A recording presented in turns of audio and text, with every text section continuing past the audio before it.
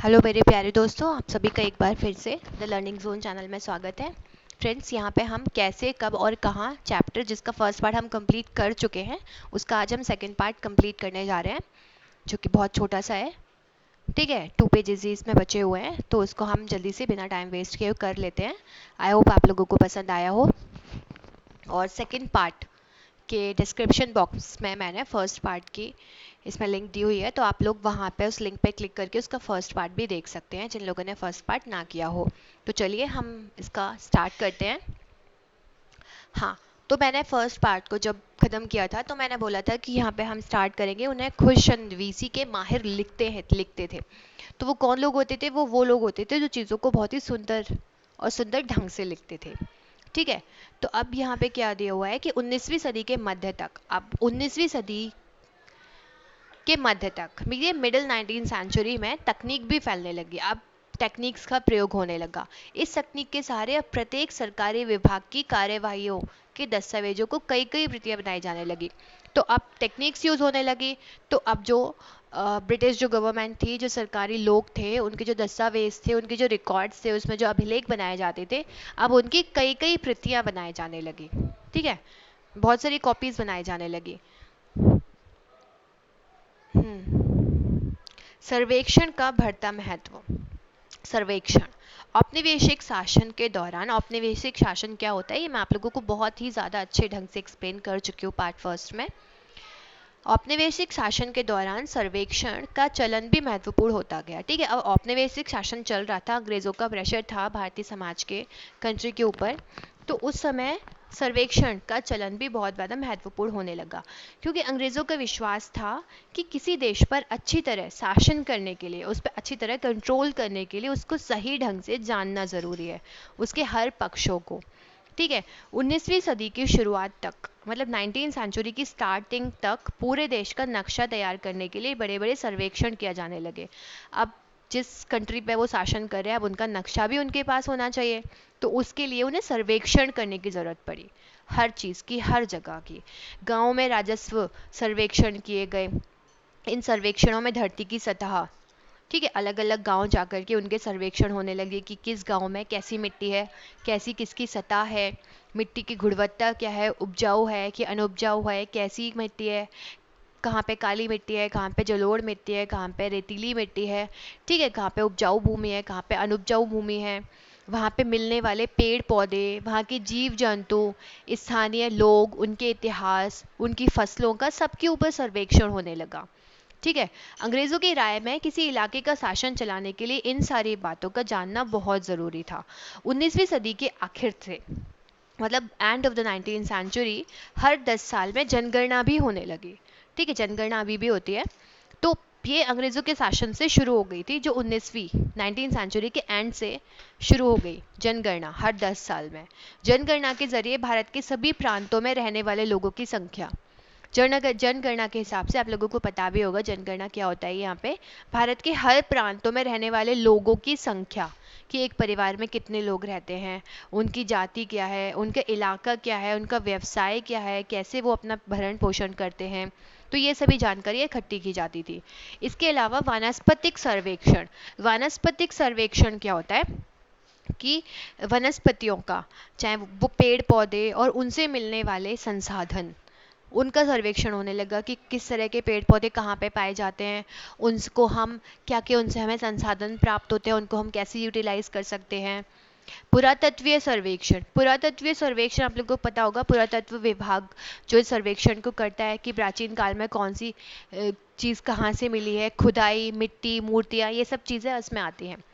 मानव शास्त्रीय सर्वेक्षण होने लगे। मानव शास्त्रीय सर्वेक्षण मीन्स शास्त्रीय, उनकी भाषा, लोगों की, उनकी संगीत, उनका नृत्य, उनकी रीति रिवाज, ये सब चीज़ों के सर्वेक्षण होने लगे। वन सर्वेक्षण होने लगे, जहाँ पे वनों का सर्वेक्षण होने लगा कि कहाँ पे कौन से वन है, कितनी संख्या में, कितने % वन पाए जा रहे हैं कौन से राज्य में। ठीक है, उनकी वनस्पतियाँ, उनके पेड़ पौधे, हर तरह का सर्वेक्षण वो करने लगे। और भी बहुत सारे दूसरे सर्वेक्षण थे जो अंग्रेज लोग करने लगे। अधिकृत रिकॉर्ड से क्या पता नहीं चलता है, तो अभी हमें बता रहे हैं कि जो रिकॉर्ड से, जो अभिलेख थे, उनसे क्या पता नहीं चलता है। रिकॉर्ड्स के इस विशाल भंडार से हमें बहुत कुछ मिलता है पता, ठीक है, हमें बहुत कुछ पता लग सकता है। फिर भी इस बात को नज़रअंदाज नहीं किया जा सकते कि ये सारे सरकारी रिकॉर्ड्स हैं, ठीक है। तो ये सारे सरकारी रिकॉर्ड्स हैं जो भी थे अभी तक, ठीक है। आम जनता का इनसे कोई दूर दूर तक लेना नहीं था। इनमें हमें यही पता चलता है कि सरकारी अफसर क्या सोचते थे। तो अब इन सारे रिकॉर्ड्स जो बनाए गए अंग्रेज़ों के द्वारा, गवर्नमेंट के द्वारा, अंग्रेज़ी गवर्नमेंट, तो उससे ये पता चलता है कि जो गवर्नमेंट, जो ऑफिसर्स थे, सरकारी जो लोग थे, वो क्या सोचते थे, उनकी दिलचस्पी किन चीज़ों में थी और बाद के लिए वे किन चीज़ों को प्रिजर्व करना चाहते थे, मतलब वो किस चीज़ को बचाए रखना चाहते थे। क्या चीज़ उन्हें अच्छी लगी, क्या चीज़ उन्हें बेकार लगी, किस चीज़ को वो उनके लिए इम्पोर्टेंट थी, कौन सी नहीं थी इम्पोर्टेंट, बात के लिए वो क्या चीज़ बचाए रखना चाहते थे। तो यही सब चीज़ें पता चलती है इन सारे रिकॉर्ड से। तो इन रिकॉर्ड से हमें ये समझने में हमेशा मदद नहीं मिलती कि देश के दूसरे लोग क्या महसूस करते हैं। अब हमें पता चल गया कि अंग्रेज़ क्या महसूस करते हैं, उनके लिए क्या सही है क्या नहीं है, लेकिन देश के जो दूसरे लोग हैं वो क्या महसूस करते हैं, उनकी कार्यवाही जो थी अंग्रेज़ों के खिलाफ, उनकी क्या वजह थी, कुछ नहीं पता चलता हमें। तो इन बातों को जानने के लिए हमें कहीं और देखना होगा, ठीक है। जब हम ऐसे दूसरे स्रोतों की तलाश में निकलते हैं तो उनकी भी कोई कमी नहीं रहती। अब भैया गवर्नमेंट से रिलेटेड बहुत सारे स्रोत थे, पर हम आम जनता के बारे में जानने के लिए, दूसरे लोग जो थे उनके बारे में जानने के लिए अगर हम रिकॉर्ड्स खंगोलते हैं तो हमें उनकी भी कोई कमी नहीं मिलती, वो भी हमें बहुत प्रचुर मात्रा में मिल जाते हैं। लेकिन सरकारी रिकॉर्ड्स के मुकाबले उन्हें ढूंढना थोड़ा मुश्किल होता है, ठीक है। क्योंकि उन्हें मुश्किल क्यों होता है, क्योंकि वो लोगों की डायरियों में, उनकी जो तीर्थ यात्राएं करते थे, वो आकर के अपने विचारों को प्रकट करते थे, ठीक है, वो भ्रमण करते थे, यात्राएं करते थे, लोगों की डायरिया होती थी, उनकी आत्मकथाएं होती थी। तो ये सब चीज़ें सरकारी रिकॉर्ड्स में तो नहीं आती, तो इनको ढूंढने में थोड़ा टाइम लगता था, लेकिन इनकी कोई कमी नहीं थी, ये भी प्रचुर मात्रा में समाज में थे, ठीक है। तो अब यहाँ पे क्या लिखा है इसको ज़रा हम पढ़ लेते हैं। इंसानों के खाने के लायक नहीं है। अखबारों से देश के विभिन्न विभागों में चल रहे आंदोलनों का पता चलता है। अखबार जो चलते थे, जब अब भाई समाज आधुनिक होता चला गया तो अखबार भी डेवलप होने लगे, अखबारों का भी निर्माण किया जाने लगा, छपने लगे। तो इनसे क्या होता था, देश में विभिन्न जगहों पर आंदोलन चल रहे थे तो उनका पता चलने लगा। यहाँ 1946 में हुई पुलिस की एक हड़ताल की खबर भी दी गई थी। पुलिस की हड़ताल हुई थी एक, तो वो भी इस न्यूज़पेपर में दी हुई थी।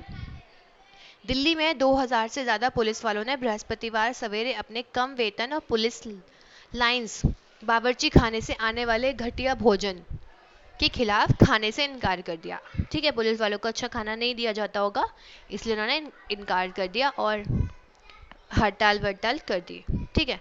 तो ये सब वही चीज़ें हैं जो वहाँ के उस समय न्यूज़ पेपर्स में मिली होगी, तो यहाँ पे वहीं पे प्रिंट की हुई है।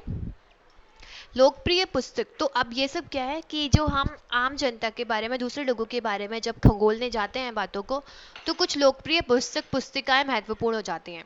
जैसे जैसे छपाई की तकनीक फैली, मीन्स छपने लगी चीज़ें, टेक्निक बढ़ गई, प्रिंटिंग प्रेस का आविष्कार हो गया, छपने लगी चीज़ें, अखबार छपने लगे, मैगजीन्स छपने लगी, पुस्तिकाएं छपने लगी, तो क्या हुआ, टेक्निक फैलने लगी बहुत ज़्यादा, अखबार छपने लगे, विभिन्न मुद्दों पर आम जनता की बहस भी होने लगी। आपने देखा है अभी न्यूज़ चैनल्स पर मतलब लाइव जो वो आते हैं, कुछ लोग बातें करते हैं तो वो आपस में आर्ग्यूमेंट करते हैं, खूब लड़ने भी लग जाते हैं, उनमें बहस होती है, वाद विवाद होता है। तो इस तरह से पहले तो इतना टेक्निक नहीं थी, तो पहले अखबारों के ज़रिए लोग वाद विवाद करने लगे, बहस में हिस्सा लेने लगे। नेताओं और सुधारकों ने अपने विचारों को भी फैलाना शुरू कर दिया, मतलब अपने विचार लोग लिखने लगे अखबारों के जरिए। पहले तो अखबार नहीं होते थे तो लोग अपने विचार एक दूसरे तक नहीं पहुंचा पाते थे कि भाई कौन सी बात सही है, कौन सी सही नहीं है, ठीक है। तो नेताओं और सुधारकों भी अपने अपने विचार अखबारों के जरिए अपने विचारों को फैलाने लगे।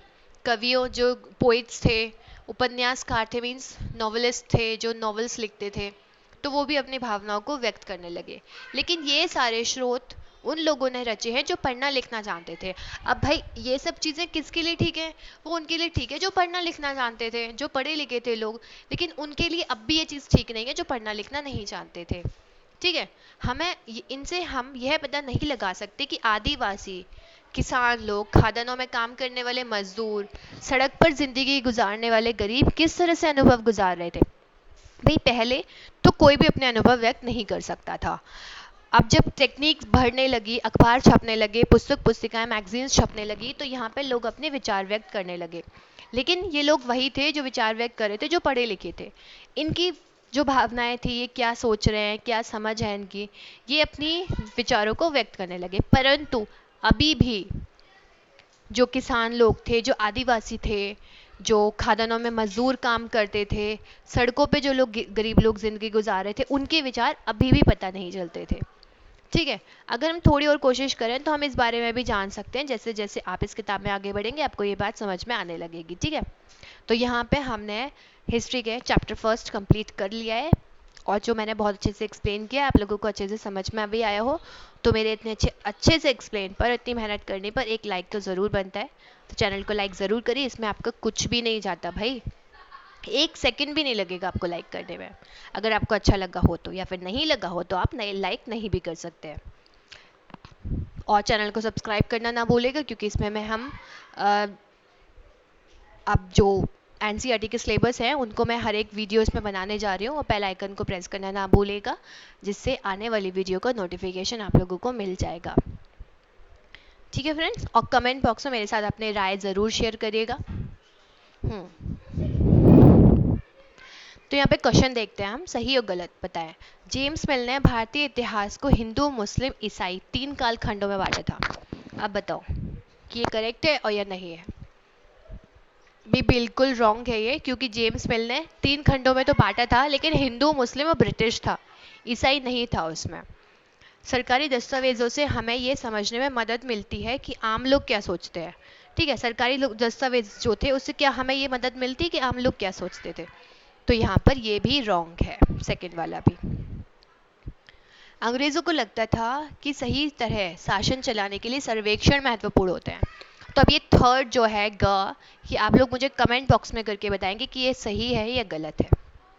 ठीक है, आइए विचार करें। जेम्स मिल ने भारतीय इतिहास को किस तरह कालखंडों में बांटा है, उनमें क्या समस्याएं हैं।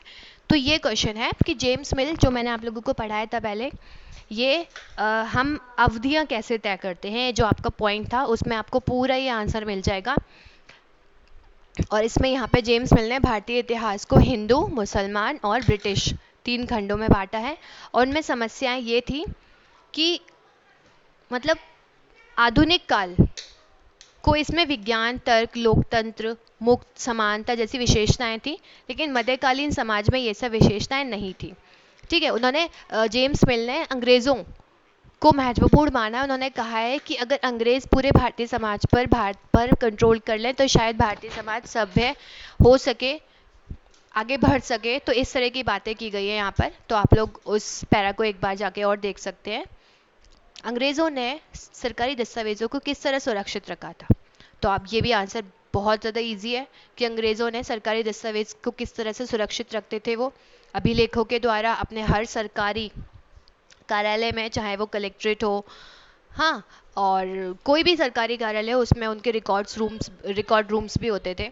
इतिहासकार पुराने अखबारों से जो जानकारी जुटाते हैं वह पुलिस की रिपोर्ट तो में उपलब्ध जानकारी से किस तरह से अलग होते हैं।